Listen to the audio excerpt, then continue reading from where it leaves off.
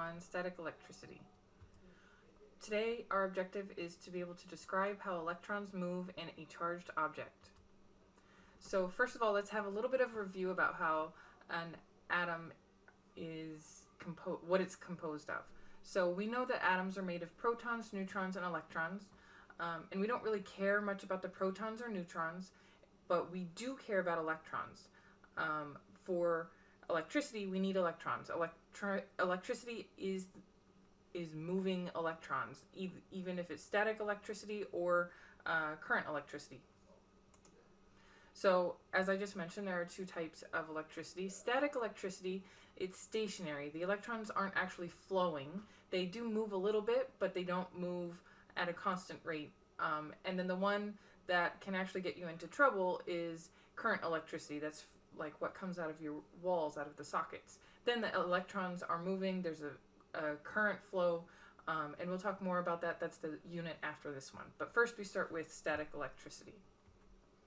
So first of all, opposites attract. So if you have a proton and an electron, they will come together and they will attract. If you have, and the same if you have the reverse with the electron and the proton, they attract each other. If you have two protons, they repel each other.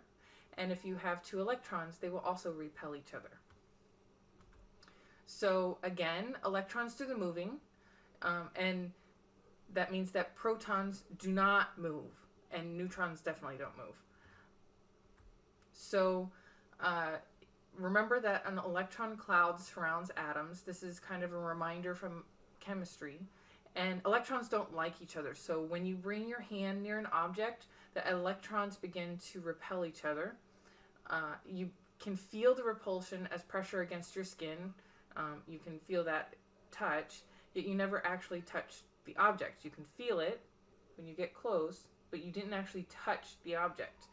That's just because the electrons are pushing away from each other, and you can feel that pressure. And we're going to have more examples in class and some things to play around with. So in a solid material, which is what we're going to be dealing with, protons are stuck where they're at. They're like in a glue. But the electrons are a little bit more free to move around. They don't move around a lot, but they do move. And some materials allow electrons to move easily, and others not so much.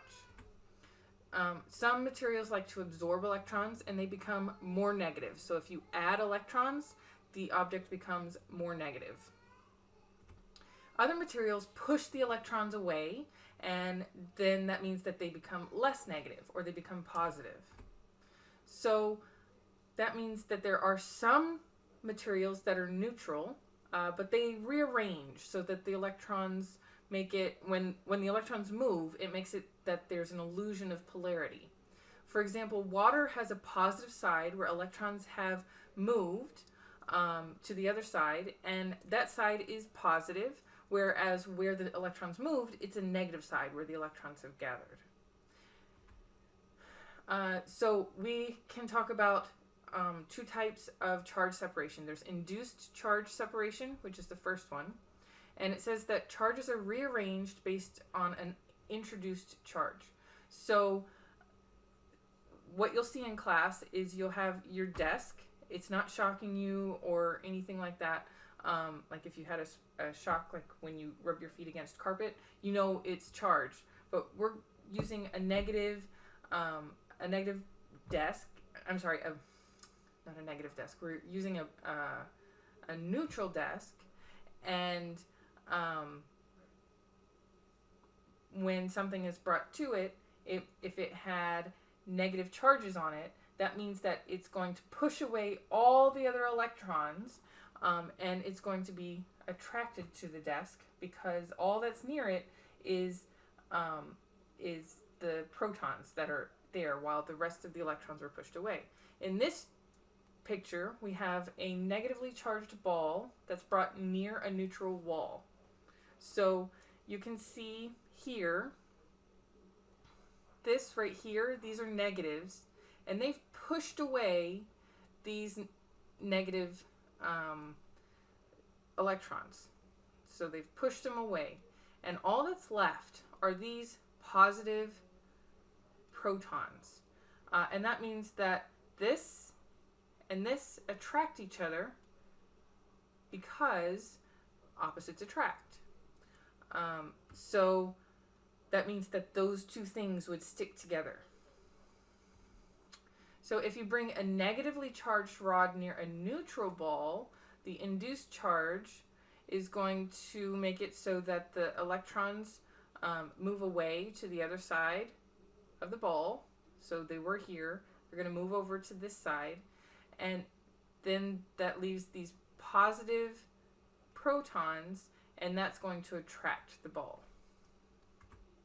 So what will happen if you bring a positive rod near a neutral pith ball?